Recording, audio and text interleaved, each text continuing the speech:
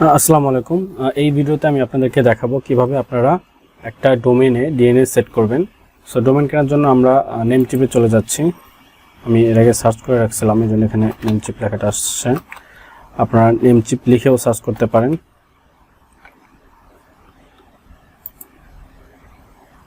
আমরা এই ওয়েবসাইটটাতে যাচ্ছি নেমচিপে। আমার লগ ইন করা ছিল, এই জন্য আর নতুন করে লগ ইন করা লাগে না। কিন্তু আপনারা যদি নতুন হন অবশ্যই আপনাকে আগে সাইন আপ করতে হবে এবং পরে ইউজার আইডি পাসওয়ার্ড বা ইমেল পাসওয়ার্ড দিয়ে আপনাদেরকে এখানে লগ ইন করতে হবে। সো লগ ইন করার পর আপনার এখানে আপনি যে ডোমেইনটা নিতে যাচ্ছেন সেইটা ফ্রি অ্যাভেলেবেল আছে কিনা সেটা আগে সার্চ করবেন। আমি যে ডোমেইনটা নিতে যাচ্ছি সেটা এখন লিখব।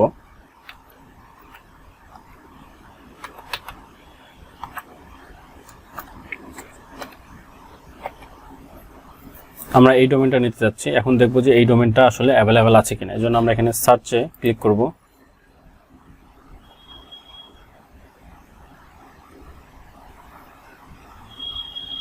দেখেন এই ডোমেইনটা কিন্তু অ্যাভেলেবেল আছে। সো এখন আমি এটা অ্যাড টু কার্টে দিলাম।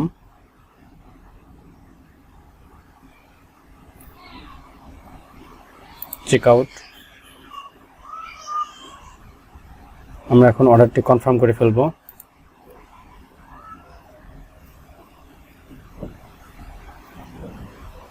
দেখেন অর্ডারটি কনফার্ম করার জন্য এখন আমাদেরকে এখানে কার্ড অ্যাড করতে হবে। আমি যেহেতু কার্ড অ্যাড করবো এই জন্য আমি এই অংশটুকু একটু পজ রাখছি।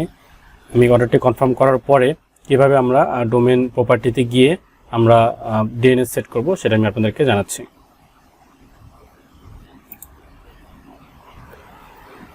আমরা এখন ডোমেনটি কিনে ফেললাম। এখন আমরা দেখব কিভাবে আমরা ডোমেনের প্রপার্টিতে গিয়ে আমরা ডিএনএস সেট করব। সো ডিএনএস এর জন্য আমাদের হোস্টিং কেনা লাগবে। এখন হোস্টিং আমরা কোথায় পাবো? আমরা ঠিক যেভাবে ডোমেন কিনলাম একটা ডোমেনের কোম্পানি থেকে, ঠিক তেমনিভাবে আমরা হোস্টিং কোম্পানি থেকেও কিন্তু হোস্টিং সার্ভিস নিতে পারি বা হোস্টিং কিনতে পারি। তো আমার কাছেও একটা হোস্টিং এরকম কেনা আছে। তো সেখান থেকে আমরা কিভাবে ডিএনএসটা পাবো বা হোস্টিংয়ের কোথায় ডিএনএস থাকে। মূলত আপনি যখন হোস্টিং কিনবেন তখন আপনার ইমেইলে আপনি যে ইমেলটা দিবেন সেই ইমেলে কিন্তু হোস্টিংয়ের ডিটেলস আপনাকে পাঠিয়ে দেয়, সেখানেই আপনার ডিএনএসটা থাকে। তো সেখান থেকে আপনি ডিএনএসটা সংগ্রহ করতে পারেন। এখন চলুন দেখি আমরা কিভাবে ডোমেন প্রপার্টিতে গিয়ে আমরা ডিএনএস সেট করব। সো এর জন্য আমাদেরকে যেটা করতে হবে, আমাদেরকে প্রথমে এখান থেকে এই যে ইউজারে এখানে ক্লিক করে ড্যাশবোর্ডে চলে আসতে হবে।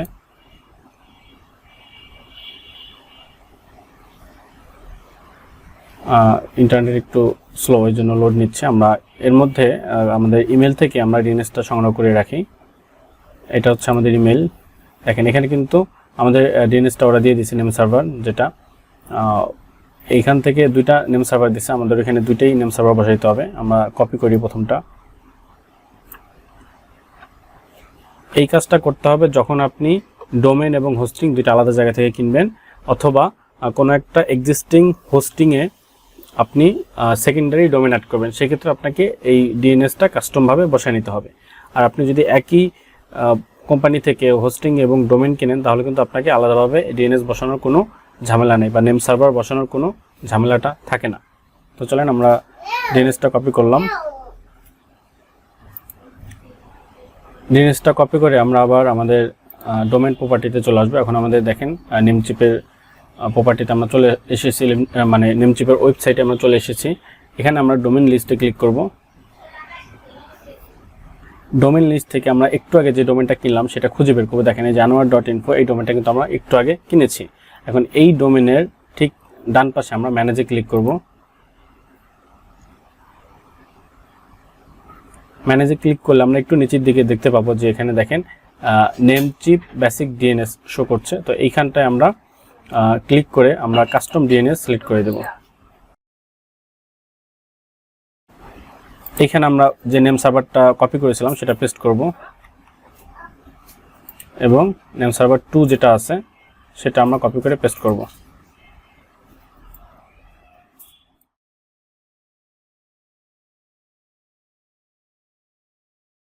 সরি,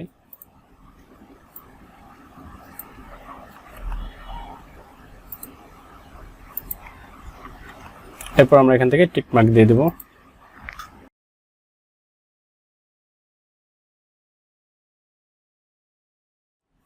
দেখেন আমাদের কিন্তু এখন যে কাস্টম ডিএনএস সেট করছি সেটা কিন্তু সেট হয়ে গেছে।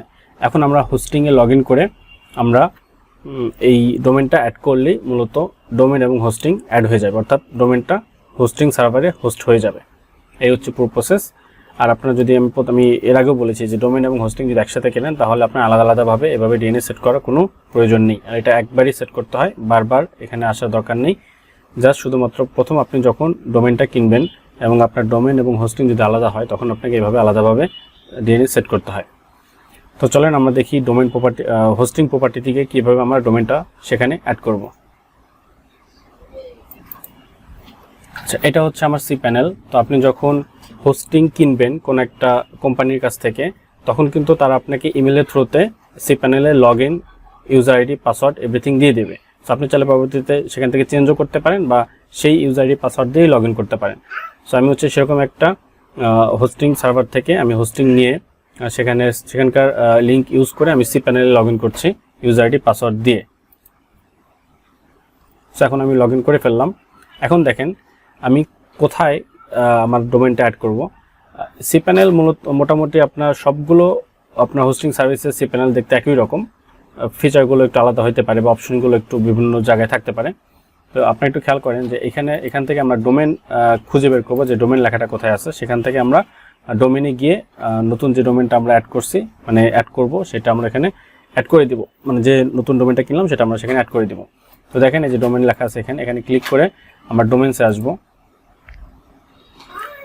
এখানে আমরা অ্যাড নিউ ডোমেনে ক্লিক করব। এখানে আমরা যে ডোমেনটা কিনেছিলাম সেটা অ্যাড করব।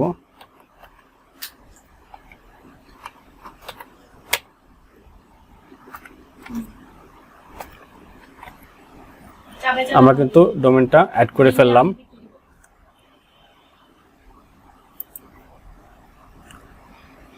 আচ্ছা, এখন হচ্ছে জাস্ট সাবমিট বাটনে ক্লিক করলেই হয়ে যাবে।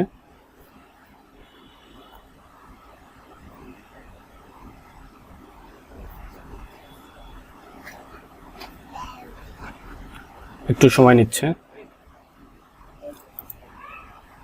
আমাদের কিন্তু নিউ ডোমেনটা অ্যাড হয়ে গেছে। কোথায় অ্যাড হয়েছে আমরা একটু দেখি, খেয়াল করি। দেখেন এই যে এখানে anwar.info নামে ডোমেনটা অ্যাড হয়ে গেছে।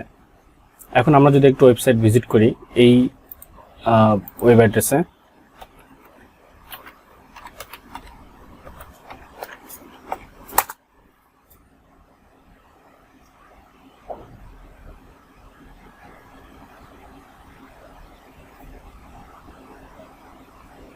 দেখেন এখনো কিন্তু আমাদের এই ডোমেনটা নেমচিপের সার্ভারই দেখাচ্ছে।